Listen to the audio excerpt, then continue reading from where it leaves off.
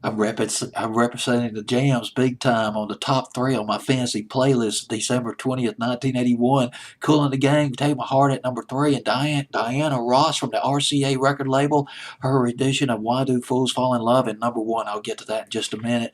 But top 40 extra, one of the early hip hop records. I had completely forgotten about this thing. Completely forgotten about it. It's just that's why I like doing these, counting down these old playlists. I come across songs I haven't heard in eons. 30 years, I think, since I've heard this one.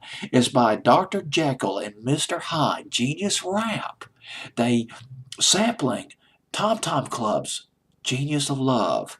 Dr. Jekyll and Mr. Hyde. Dr. Jekyll was Andre Harrell.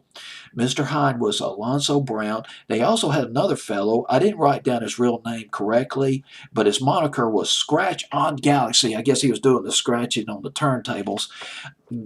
Dr. Jekyll and Mr. Hyde. They were part of a seven-man outfit back in the late 80s. Well, back in the late 70s, early 80s. They called themselves the Harlem World Crew. Harlem World Crew. I don't know why I'm having such a hard time saying that, but I hope you got it anyway. They were on the Taster label. Taster label. This was back in 1980. Some of the joints they came out with, Doing the Do. That's a funk jam right there, baby. Rappers Convention, they did that. And Love Rap. They're getting down back in the day. We're talking about some early hip hop back in the days, like with Curtis Blow. Remember Curtis Blow? These guys were getting down, taking it to the house. Mr. Hyde, later on, Mr. Hyde, he joined Profile Records, and he changed his name. He went under the moniker Lonnie Love.